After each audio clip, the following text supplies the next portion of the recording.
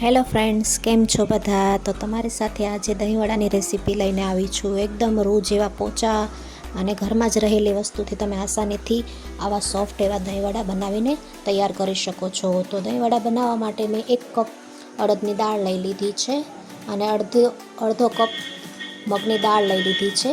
આ બંને દાળ સારી રીતે આપણે ધોઈ લેવાની છે અને તમે આ બંને દાળનો ઉપયોગ કરી શકો છો, જેથી કરીને દહીંવડા એકદમ સોફ્ટ અને પોચા અને ફૂલેલા દડા જેવા બનીને તૈયાર થશે.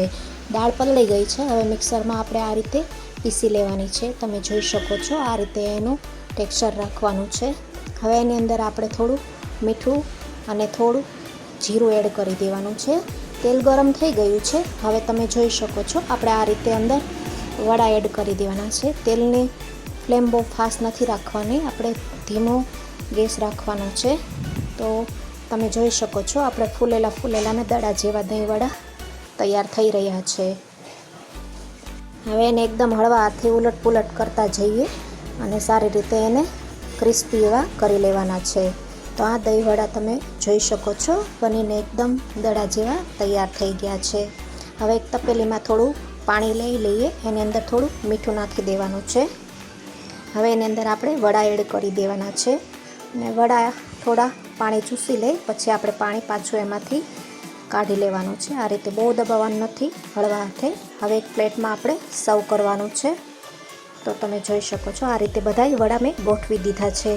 હવે એની અંદર મેં ઘરે બનાવેલું દહીં છે, એને આપણે સર્વ કરી લઈએ.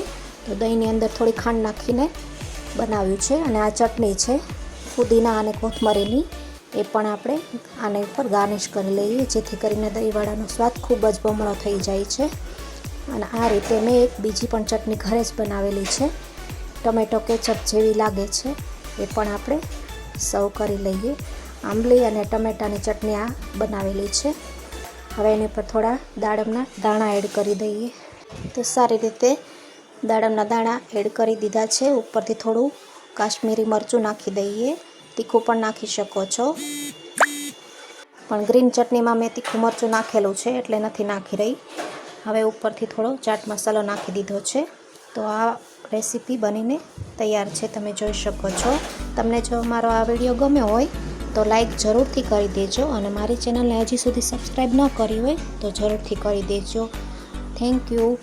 બાજુમાં આપેલું બેલ આઇકન જરૂરથી પ્રેસ કરી દેજો.